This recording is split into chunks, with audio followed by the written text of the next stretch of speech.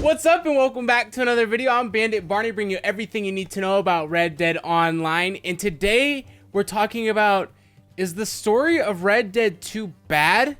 And what does that mean for the future of the game? Now, I want to start out by saying Rockstar's Red Dead Redemption 2 has won so many awards and is the highest rated game of 2018. So clearly the story isn't bad.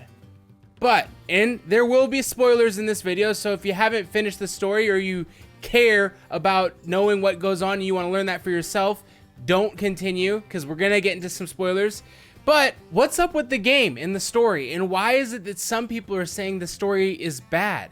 Along with that, why is it that later in the game when you get to the epilogue, you just feel like it's a grind? At least that's how I felt, and maybe that's how you felt. I know that there was a good chunk of us that when we got to the epilogue, we're like, why? Why are we playing this? And it's because you want to find out what happens at the end. You want to know what happened to Micah? Where is Arthur's legacy? How is this game gonna cap off? And it gets monotonous.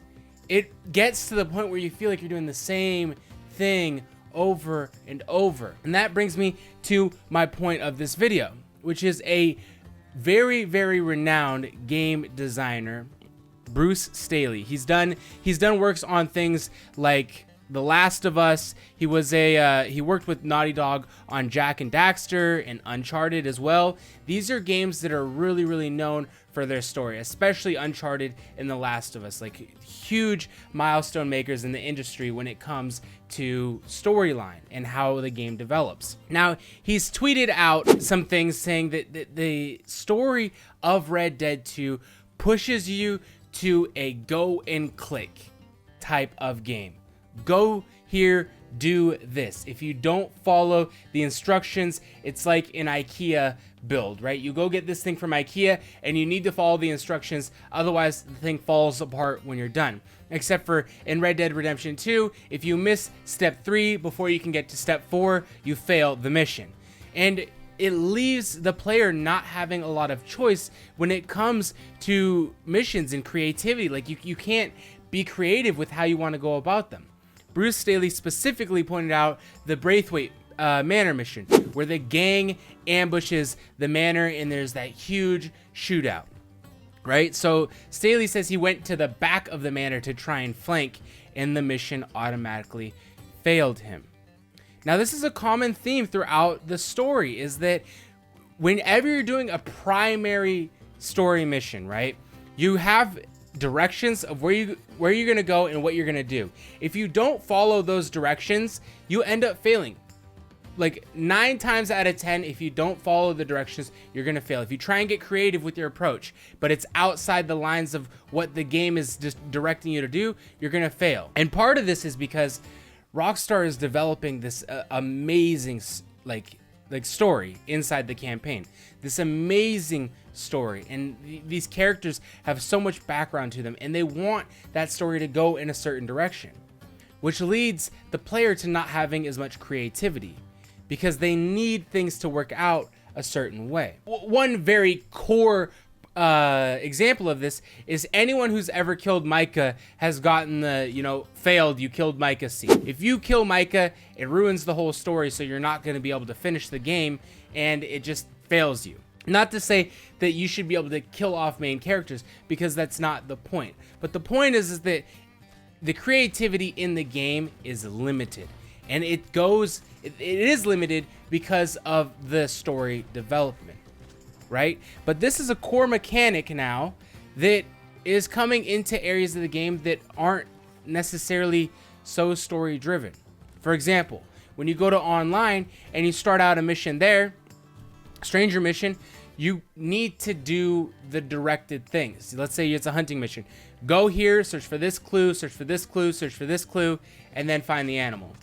And there's a little bit more freedom here because you have a timer and you can decide, I don't want to do this right now. I don't.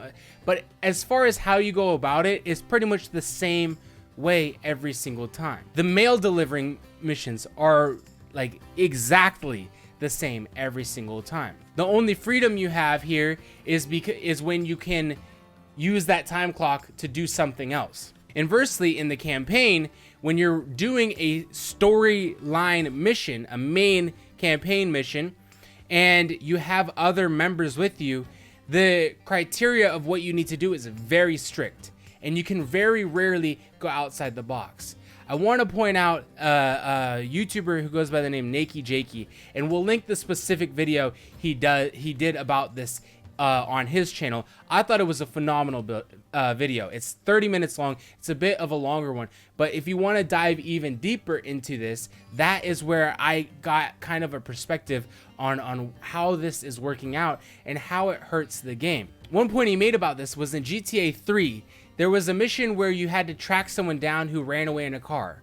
But if you went before the mission and got that man's car and rigged it with a car bomb, you could then start the mission, and as soon as he gets in his car, it would blow up. These are things that kind of got lost along the way as Rockstar has moved through generations of games, and now we're here in Red Dead Redemption 2, and they've sacrificed a lot of the creativity for the immersive story.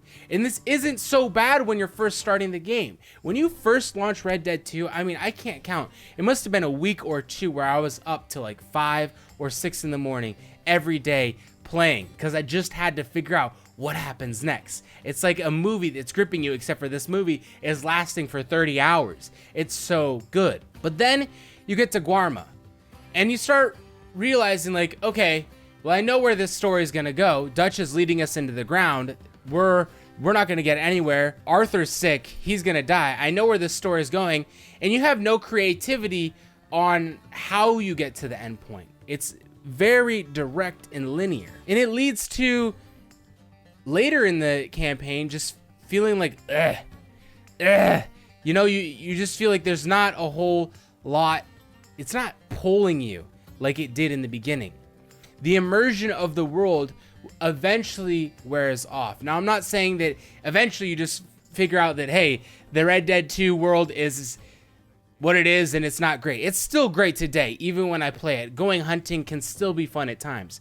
But the immersion of the world wears off, and that pull to figure out what happens next wears off as you see where the story starts to go. And down this road, when you lose the creativity, it makes it not as fun to go about it. I know a lot of people who played up until the epilogue, played a few missions in the epilogue, and said, you know what, I don't want to do this anymore. I'm just bored of it. You get to the point where you're just doing missions with John just so you can figure out, all right, how does this game end? How does this get, you're pressing buttons to build a house. How does this game end? Let me know how this game ends, right? That leads us into the outlook of the future when it comes to future DLC. Now, Rockstar is not known to give DLC to the campaigns. They mostly focus their DLCs on the online versions. This was true for GTA 5, and I think it's going to be true for Red Dead 2. But when we look at stranger missions in Red Dead Online, they're very linear. They do have a time clock, so there are options, right, of hey, I can just not do this right now. But as far as completing the task, it's very point A, point B, point C, point D, finish. And there's not a lot of working outside the lines there. In the future, when they give us DLC, one thing that promotes a lot of fun is having a little bit of open-endedness to missions. For example, in the world pops up a legendary animal, and people are alerted of it, and then you have to go and track down and find this legendary animal. This would be an activity that would lead to multiple creative solutions, because not only are you going for this animal, but so are other players. And with the bare bones of Red Dead Online, I think it's very necessary that going forward, we get some opportunity for creativity in our DLCs. One game that does this really good, and I know sometimes on the channel I point out other games, but it's just because I like to use examples of you know, it's some basis for what I'm talking about. A game like Sea of Thieves, where when you're out on the sea, you can go around to different islands. When you do finish a mission or you start a mission, you're just pointed in a direction, and then everything else is left up to you. I think this is something that Red Dead Online could really use. And I say Red Dead Online just because I don't think Rockstar will go with the campaign DLC, but I think the online could really use this. Hey, there's a legendary animal out there. Do it. whatever you like, go ahead and try and find it. You know, like leave some open-endedness so that there's room for creativity to work on things. And I think that, like I said, when we went through the campaign, this lack of creativity is what led to the campaign becoming very dull at the end. Even though the story is starting to climax, you just feel it feels much dull. It feels so much more dull than it did in the beginning, which is kind of the opposite of what you think it would be. You would think that as you get towards the end of the story, you're even more invested, but it's just not as true with Red Dead 2. Now, I'm interested to know how you guys feel about this, and I highly recommend going to check out Nakey Jakey's video on this specific topic. It was really, really well put together, and it kind of opened my eyes to, like, you know what? Like, yeah, I did feel that way when I was playing the campaign. Let me know either in the comments down below, or guys, the Discord's popping off. We got like 100+ people in there. Conversation going on all the time. I'm up at like 1 in the morning playing games, and I know people are still talking about Red Dead on there and what can be done. So if you're looking for some people to play with, or you just need some help, tips, tricks, whatever that is, or you just want to be a part of the conversation, the link to join the Discord will be down below. Let us know how you feel about this. That, my opinion, is that the game lacks a bit of creativity, and that wears on you as you go through the story.